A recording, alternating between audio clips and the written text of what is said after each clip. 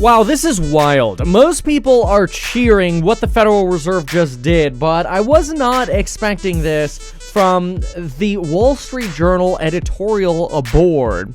Jerome Powell says economy is strong, but still cuts rates by 50 basis points. Okay, cool tease.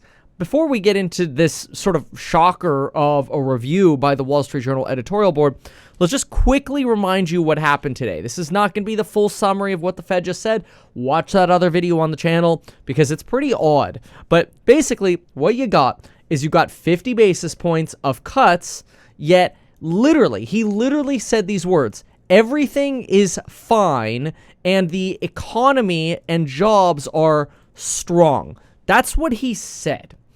And the fact of the matter is, history suggests that when you cut by 50, everything is not fine. And so this is leaving some wondering, was this political? Did Jerome Powell cut by 50 because he wants to give Democrats a boost to prevent Donald Trump from becoming president and firing Jerome Powell? Or maybe he wants to keep his job and not see inflation from a Trump trade war.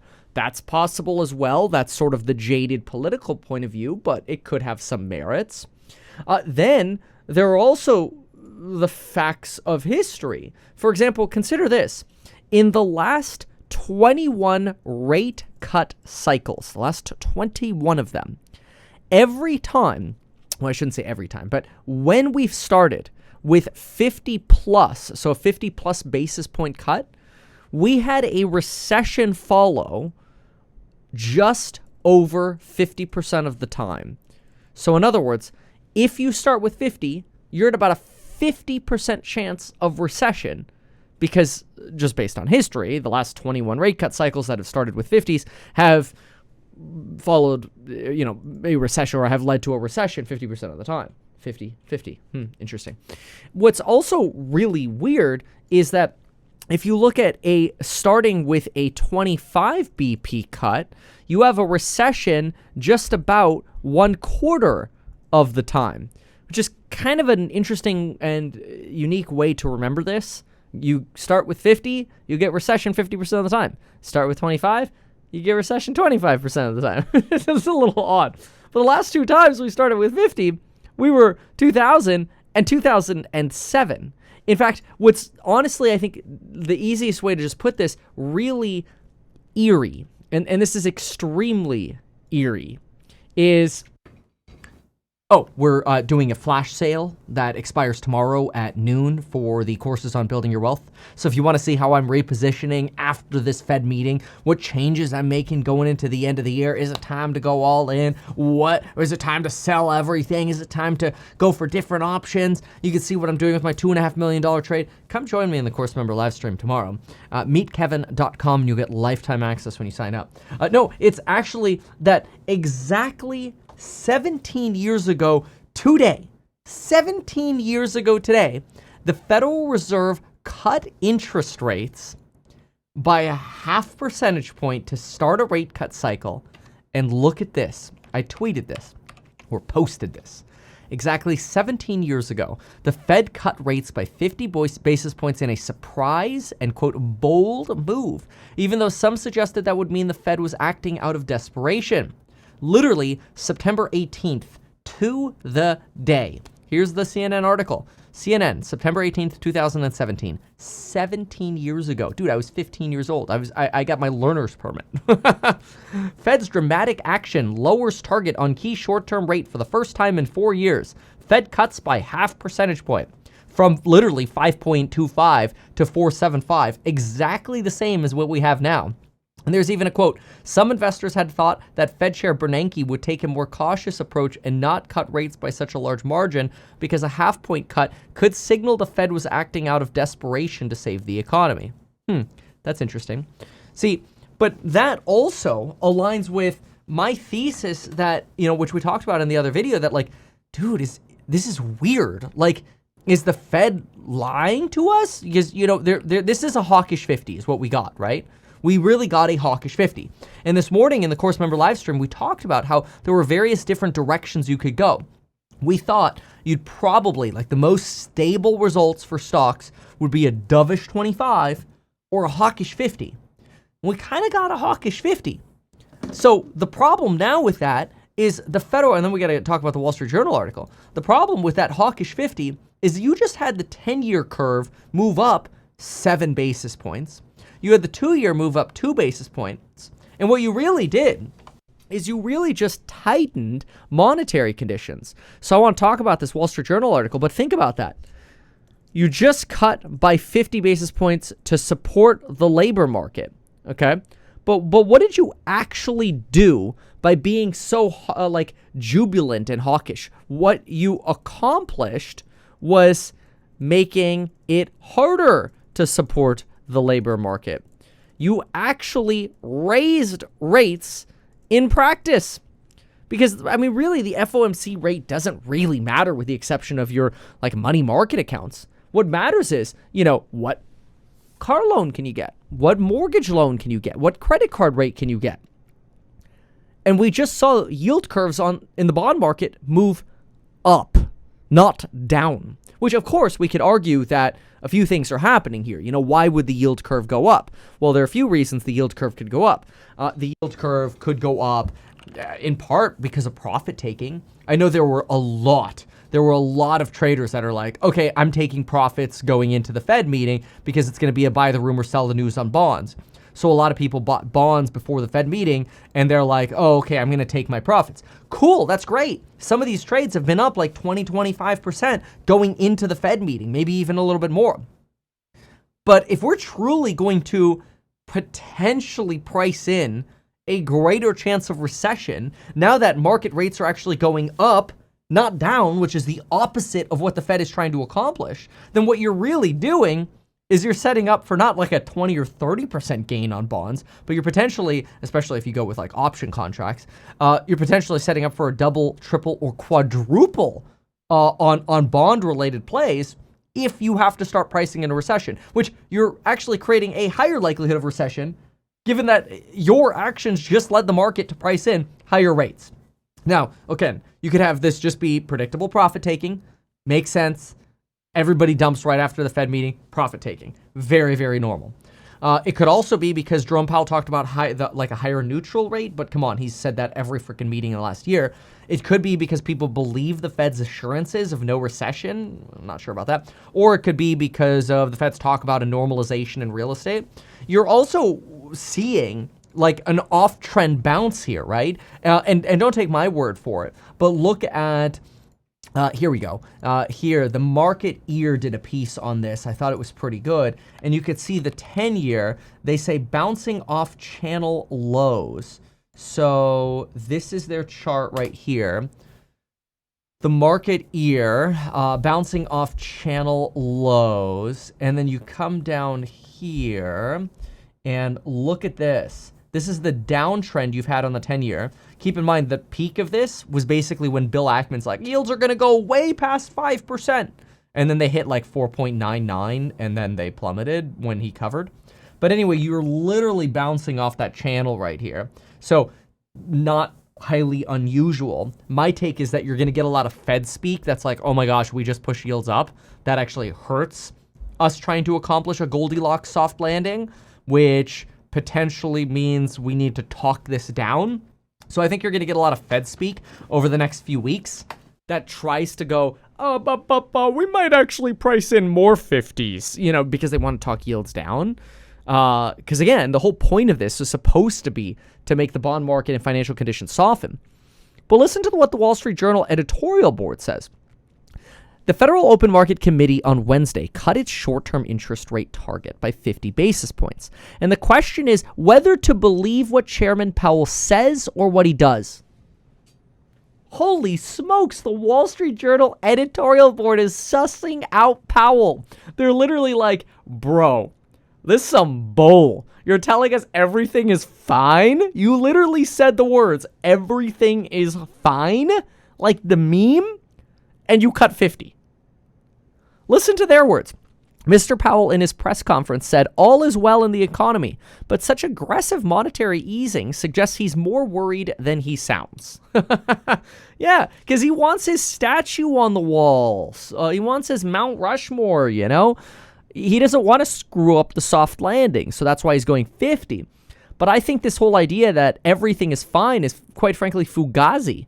If you look at the Beige Book, which he referenced as a reason as to why they went 50, it's not good. Most of the districts are in decline. Yes, the Atlanta Fed numbers jumped because they used the latest retail sales information, retail sales data, which, you know, weren't great. They're slowing on a 3-month trend. They're slowing on a year-over-year trend. And yes, retail sales popped, but always remember that retail sales are extremely lagging. Powell knows that. He literally said during his press conference, oh, well, unemployment claims are still fine and the consumer is holding up.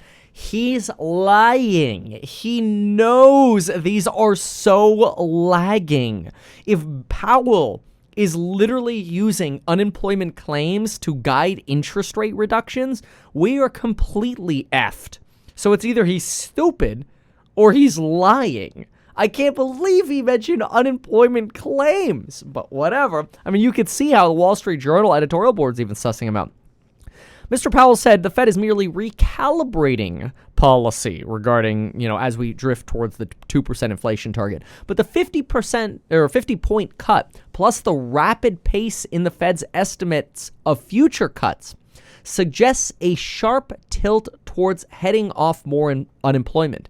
In other words, it's like, crap, you know, we should hurry this up because we might actually like miss the opportunity to stick to soft landing, which is slightly bullish, right?